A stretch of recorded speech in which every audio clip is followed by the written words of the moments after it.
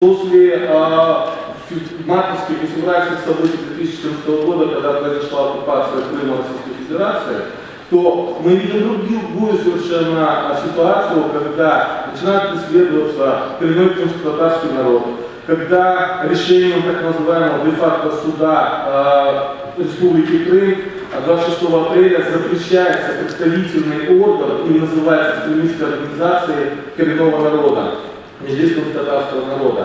Мало того, это решение подтверждается Верховным судом Российской Федерации 29 сентября 2016 года.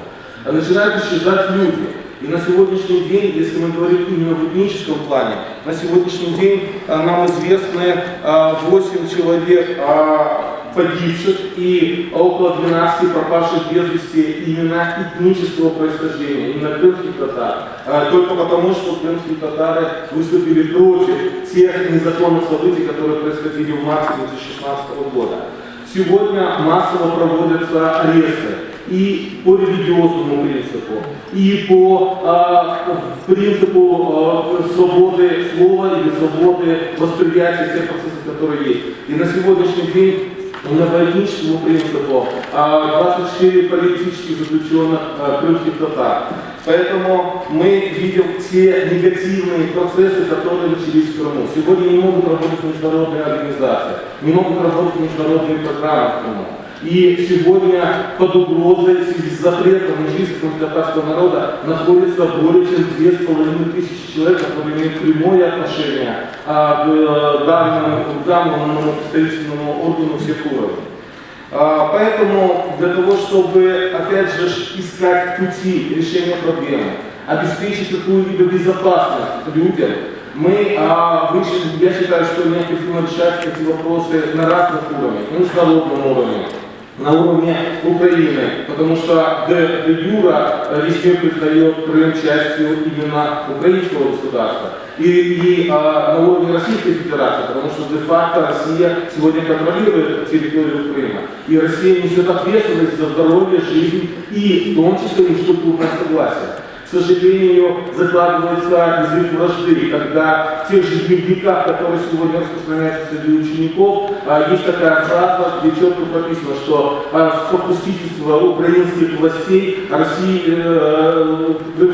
татарское население, как так и называют, проводило различные захваты. И следующие предложения, которые, на мой взгляд, необходимо было проводить на международном уровне. Разработать план действий по улучшению положения татарского народа в регионе ОБСЕ. Разработать механизм институционального и фонда сотрудничества между парламентами, национальными парламентами, Евронест и международным татарского народа.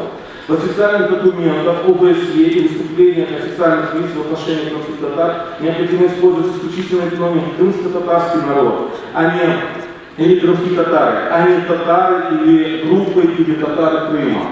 А в официальных документах ОБСЕ выступлениях официальных лиц крымских татар необходимо называть коренным народом Крыма, а не национальное меньшинство или татары Крыма. Также мы с нашей собственной инициативой проводим уже на протяжении 3 лет экспертную группу по безопасности в Черноморском регионе, где присутствуют эксперты, аналитики